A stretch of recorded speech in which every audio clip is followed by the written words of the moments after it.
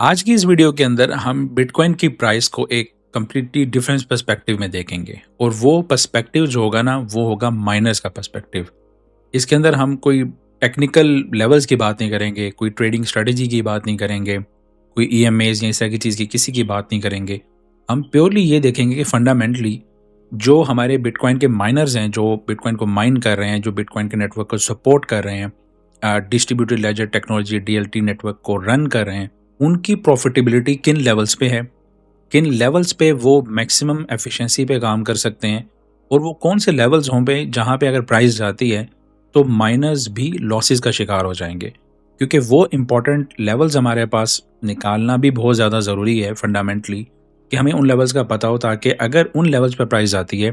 तो वहाँ से हमें ये आइडिया होगा कि जो बिटकॉइन के जो माइनर्स हैं वो कैपिचुलेट करना शुरू कर देते हैं। अब बिटकॉइन के माइनर्स की वो क्या प्राइस है, उनकी प्रॉफिटेबिलिटी मैनेज कैसे होती है और वो अपने लॉसेस को कैसे ऑफसेट करते हैं, इस प्रोसेस को समझने के लिए थोड़ा सा हम समझते हैं कि बिटकॉइन माइनिंग क्या होती है। तो मेनली बिटकॉइन माइनिंग की अगर हम बात करते हैं तो बिटकॉइन माइनिंग एक तरह से जो हमारा पूरा क्रिप्टो का इकोसिस्टम है उसकी बैकबोन होती है। जितने भी हमारे पास डिजिटल नेटवर्क्स होते हैं वो आपस में इंटरकनेक्टेड होते हैं। अब डिफरेंट आप डिवाइसेस यूज़ करते हैं, उसके अंदर आपके पास जीपीयू रिग्स भी हो सकती हैं, आपके पास एसिक माइनर्स भी हो सकते हैं। अब जीपीयूज का वैसे टाइम नहीं रहा तो हमारे पास मेनली एसिक माइनर्स आते हैं, उसके अंदर भी डिफरेंट हमारे पास कंपनीज आती हैं, फिर उनके डिफरेंट मॉडल्स आते हैं। तो एक अच्छी खासी इन्वेस्टमेंट करके आप एक माइनिंग का पूरा इकोसिस्टम, एक माइनिंग फॉर्म जो है वो बनाते हैं और ये माइनिंग फॉर्म्स जो होते हैं वो इंटरकनेक्टेड होते हैं आपस में एक दूसरे के साथ, और फिर सब जो कनेक्शंस होते हैं एक सर्टेन पूल होता है एक रीजन का, उसके साथ कनेक्ट हो जाते हैं। तो इसको और डिटेल्स में नहीं जाएंगे, फिर किसी और वीडियो के अंदर कवर करेंगे प्रॉपर माइनिंग क्या होती है। लेकिन मेनली जो बिटकॉइन का जो इकोसिस्टम है उसको रन करने के लिए जिन नेटवर्क जिन कंप्यूटर की जरूरत होती है, तो ओवरऑल वो जो काम कर रहे होते हैं उन काम करने की जो सैलरी मिलती है वो इन द फॉर्म ऑफ बिटकॉइन मिलती है, जो कि करंटली 3.1 समथिंग चल रही है पर ब्लॉक की अगर हम बात करते हैं। तो अब ये लोग जो माइनर्स हैं ये मशीन्स को रन कर रहे हैं। अब ये जो मशीन्स रन हो रही हैं ये ऑब्वियसली कॉस्ट पे हो रही है, इलेक्ट्रिसिटी कॉस्ट है। ये 3000 वाट 4000 वाट तक की इलेक्ट्रिसिटी ये एसी के माइनर्स जो हैं वो खींचते हैं। और से ये मशीन्स ये इलेक्ट्रिसिटी कॉस्ट कर रही होती हैं, बल्कि इनको एयर कंडीशनिंग भी चाहिए होती है और इसके अंदर भी बहुत सारे फैक्टर्स होते हैं जो कि आपने देखने होते हैं माइनिंग के लिए। तो इन सभी चीज़ों की कॉस्ट होती है। अब आप एक माइनर लेते हैं और उसकी फिर एक रनिंग कॉस्ट होती है, फिर ऑब्वियसली आप किसी फैसिलिटी के अंदर रह रहे हैं, घर में रह रहे हैं या किसी ऑफिस, ऑब्वियसली घर में नहीं रह सकते क्योंकि नॉइज बहुत ज़्यादा होती है, आपने कोई फैसिलिटी हायर की हुई है, रेंट पे ली हुई है, तो उसकी भी अलग से कॉस्ट होती है। तो जितनी कॉस्ट हम निकालते हैं उसको हम कहते हैं कि ये माइनर्स की फी है जो कि उनके पॉकेट से निकल ही रही है in the form of basic miners हो गए या in the form of facilities या इलेक्ट्रिसिटी या बाकी जो भी उनके चार्जेस वहाँ पे होते हैं। अब इसको ऑफसेट करने के लिए उनको ये जरूरी होता है कि बिटकॉइन की प्राइस उस माइनर्स की बिटकॉइन की जनरेशन की प्राइस से ऊपर की प्राइस हो। तो करंटली अगर आप चार्ट पे देखते हैं तो करंटली हमारे पास जो रफली प्राइस इस टाइम चल रही है बिटकॉइन की वो $69,000 के अराउंड हमारे पास चल रही है। अब इसमें जो सर्टेन मैंने कैलकुलेशंस की है उसमें इलेक्ट्रिसिटी की कॉस्ट है, फैसिलिटी की कॉस्ट है, कॉस्ट ऑफ रनिंग मशीन्स है जो भी माइनर्स आप लोग यूज कर रहे हैं, और डिफरेंट कंट्री ने जो सब्सिडीज दी हैं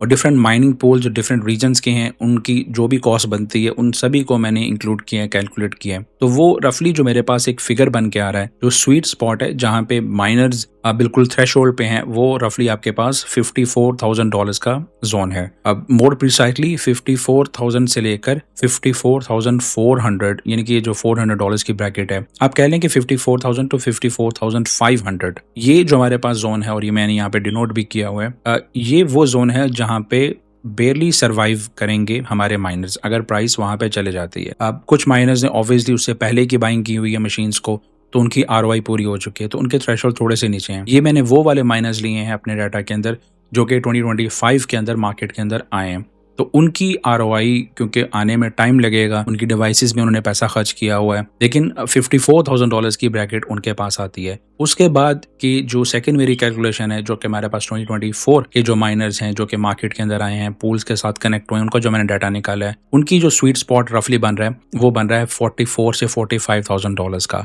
वो कम है थोड़ी सी क्वांटिटी क्योंकि ज्यादा माइनर्स जो है मार्केट के अंदर 2023 के अंदर आए थे, 2024 में कम आए और 2025 में बहुत ज्यादा है क्योंकि पोस्ट हाल्विंग ईयर जो हमारे पास होता है उसके अंदर हमारे पास ज्यादा मार्केट के अंदर लोग आ रहे होते हैं। तो 2024 हमारे पास एक तरह से हाल्विंग ईयर था, तो उसके अंदर हमारे पास उस तरह से माइनर्स नहीं आए थे, एक साल बाद आते होते हैं। तो 2023 के जो माइनर्स हैं उनके जो मेजर पोजीशंस है हमारे पास, वो हमारे पास $39,000 के जोन पे हैं कि वो उस जगह पे वहाँ पे बैठे हुए हैं। तो अगर प्राइस $39,000 तक जाती है तो वो प्राइस होगी कि जहाँ पे 2025 वाले जो माइनर्स हैं वो तो बहुत ज़्यादा लॉसेस के अंदर होंगे, लेकिन जो 2023 वाले माइनर्स हैं वो ब्रेक इवन पर फिर आ जाएंगे। और जैसे ही अगर $38,000 से प्राइस नीचे थोड़ी सी जाती है, लेट्स से 35 तक जाती है, तो ओवरऑल जितनी भी माइनिंग इंडस्ट्री है वो हमारे पास कंप्लीटली लॉसेस के अंदर आ जाएगी। तो अगर सिंपल वर्ड्स में हम देखें तो हमारे लिए इंपॉर्टेंट लेवल्स हैं जिनको हमने आय करना है। नंबर 1 पे तो हमारे पास आता है $54,000 से लेकर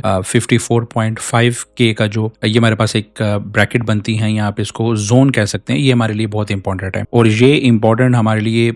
उन माइनर्स के लिए है जो कि मार्केट के अंदर 2025 के अंदर एंटर हुए थे। इसके अलावा जो माइनर्स हमारे पास एंटर हुए थे 2024 के अंदर, वो हमारे पास जो बकेट आती है वो रफली 45 to 46K